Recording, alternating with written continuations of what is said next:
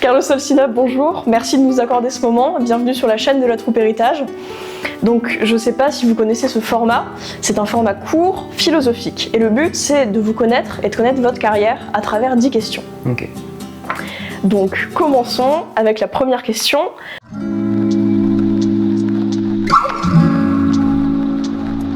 Je suis né Biterrois, ici à Béziers. J'ai grandi à Béziers. J'ai fait mes études à Nîmes. Et j'ai eu 2 casquettes jusqu'à l'âge de 20 ans. J'ai été étudiant et à l'école taurine, élève de l'école taurine de Béziers. Et ensuite, à 20 ans, j'ai décidé de partir tenter ma chance en Espagne. Et c'est là où je suis devenu entièrement, exclusivement et à 100% un torero.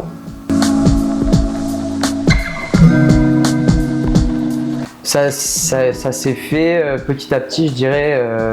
Bon, bien sûr, je me suis inscrit à l'école taurine à l'âge de 9 ans, donc assez tôt. À l'âge de 9 ans, on n'a pas réellement de déclic, c'est plus une recherche un peu légère du sport du mercredi, puisque c'était ça, hein. Je suis passé par le taekwondo, par le rugby, même si j'ai pas l'air, par le tennis, et ensuite je suis arrivé à l'école taurine à Béziers, à l'âge de 9 ans. Et petit à petit, ça a pris, c'est passé du sport du mercredi à prendre un petit peu plus de place dans ma vie. Les week-ends, je partais torer et j'augmentais petit à petit de niveau jusqu'à mes 20 ans où je suis passé en gros en semi-pro presque. Et c'est là où j'ai décidé de partir et de tout lâcher pour ça. Ça a anticipé une de mes réponses parce que c'est vrai qu'il y a eu un autre déclic dont je n'ai pas parlé. Je me suis retrouvé donc en prépa, donc en seconde année de prépa, je me suis retrouvé en soirée, comme on fait quand on est étudiant.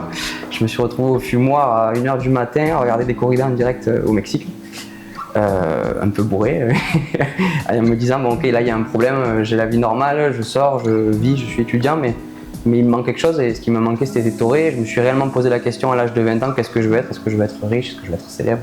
Ou est-ce que je veux être heureux? Et la réponse a été la suivante, être heureux, c'est ce qui me rendait heureux, ce qui me rend toujours heureux, c'est de torer, d'être devant l'animal et de faire cette profession et avant tout de vivre comme un artiste puisque je nous considère comme des artistes et notre vie est très similaire à l'artiste dans le sens où on a une recherche de soi permanente et on essaie de s'accomplir. C'est pour ça que j'ai fait ce métier.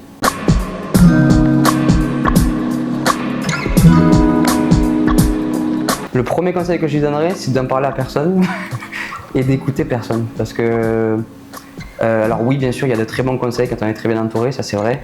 Mais il y aura toujours des gens pour nous dissuader de faire les choses. Et ça paraît toujours impossible. Et en fait, ça l'est pas tant que ça. Du moment où tu crois à ton projet et tu le fais à 200%, tu arrives à faire quelque chose. Et surtout de se donner des objectifs, je dirais, plutôt à court terme, atteignables. Enfin, possiblement atteignables, pour essayer d'arriver à gravir des chemins petit à petit. Parce que souvent on nous parle de l'arrivée, mais jamais du chemin. Et je pense que le plus important c'est le chemin et surtout profiter du chemin dans lequel on est, que ce soit l'aspect professionnel ou artistique. Ce qui est super cool, c'est d'arriver à vivre tous les jours ou de sa passion ou de son métier, et surtout d'essayer de chaque jour d'être meilleur et de se dépasser, quoi. Totalement, et je pense que l'art c'est la thérapie propre à l'être humain. Je pense que c'est ce qui peut soigner tous nos maux, c'est ce qui peut soigner la vie en général, parce que la vie est difficile à vivre, où qu'on soit ou quoi qu'on fasse.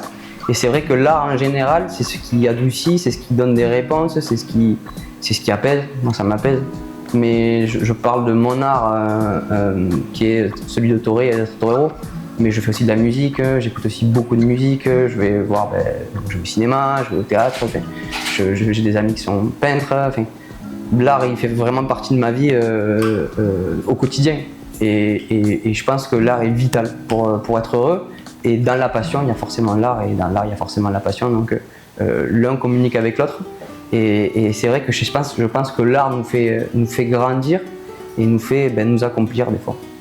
Il nous fait prendre du recul sur ce qu'on vit aussi, sur tout ce qu'on vit au quotidien. Il nous fait sortir de tout ça. Et en fait, c'est une forme de liberté, c'est ce que moi je cherchais depuis jeune quand je suis parti là-dedans. Et ce qui me motivait, moi, c'était la liberté. Et je pense que l'art donne cette clé pour être libre.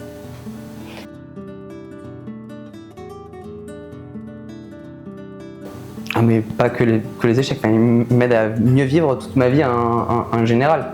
Et encore une fois, quand on entame une carrière d'artiste ou de sportif de haut niveau, puisque on est un peu entre les deux, il y a quand même aussi une dimension de performance. je pense que l'art, il t'aide à accepter le fait d'avoir des échecs, quoi. En fait, de te dire, t'apprends. C'est pas un échec, c'est t'apprends.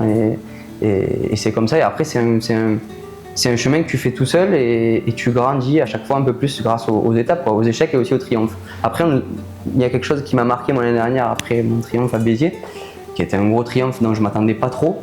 C'est qu'on t'a beaucoup préparé à l'échec, mais pas souvent au gros triomphe. C'est-à-dire que pour gérer le gros triomphe, c'est presque aussi compliqué que de gérer l'échec.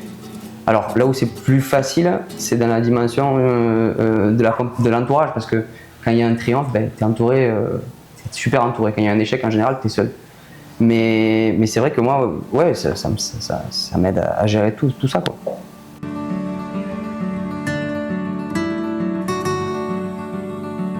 De se dire que c'est le chemin. Le chemin, il n'est pas tout rose, et heureusement, parce que ça serait franchement très ennuyant que ce soit très facile. La facilité, moi, c'est quelque chose qui m'ennuie, la perfection aussi. Donc je pense que l'imperfection et des fois peut-être que ce soit un peu plus complexe, ça rajoute aussi de l'émotion à notre chemin. Et je lui dirais, si c'est réellement la chose qu'il a envie de faire, que ce soit dans son côté pro ou que ce soit sa passion, il faut vraiment qu'il aille au bout des choses et surtout faire le maximum pour essayer d'y arriver. Après, chacun arrive à un certain niveau et c'est pas grave de ne pas être le numéro 1. Même les numéros 1 ne sont pas forcément les meilleurs, ils seront à un moment ou à un autre surpassés.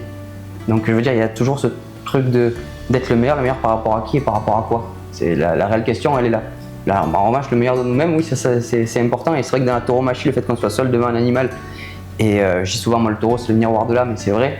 C'est-à-dire, on est devant l'animal, on ne peut pas se cacher, on se voit avec nos qualités, nos défauts, et on apprend à s'assumer. Et grâce à ça, on arrive à progresser, à grandir dans tous les aspects de la vie en général, puisque on est taureau, mais on est aussi personne. Et l'un communique avec l'autre tout le temps. Il n'y a pas de bon choix. En fait, pour moi, le bon choix, c'est celui qu'on fait. Et ça, je l'ai toujours dit, même à mon entourage, c'est que du moment où on fait un choix, il faut l'assumer et c'est un bon choix quand on l'assume et qu'on va jusqu'au bout de ce choix. Et se tromper, tout le monde se trompe. Je veux dire, il n'y a pas de réellement de bon choix. Et moi, j'assume tous mes choix et je vais jusqu'au bout de ces choix-là parce que, encore une fois, c'est ce qui m'aide à apprendre ou à gagner.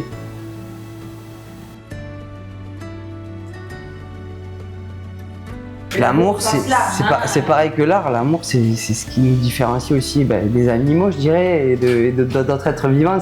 L'amour, c'est ce qui nous fait perdre tous nos repères. C'est ce qui fait l'amour pour moi pour le taureau, l'amour pour ma passion, l'amour pour les femmes aussi, puisque voilà, il y a l'amour aussi, c'est chez nous en tant qu'être humain. Et l'amour, c'est ce qui nous fait voyager, c'est ce qui nous fait sortir de notre quotidien, ce qui nous fait faire des folies, mais ce qui nous fait vivre en fait, nous fait nous sentir vivants.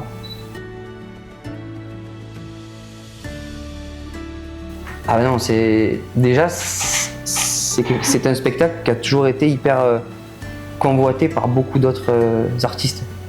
Ça a été un objet d'étude de peintres, d'écrivains, de photos. Là, c'est vrai que ces 20 dernières années, c'est plus trop à la mode. Ça redevient un petit peu à la mode, mais c'est plus trop à la mode. Mais les années 50, 60, c'était vraiment le domaine qui était un des domaines les plus riches au niveau artistique. C'est pour ça que ça a inspiré autant d'artistes pendant des années. Parce que c'est un spectacle qui est hyper philosophique en fait.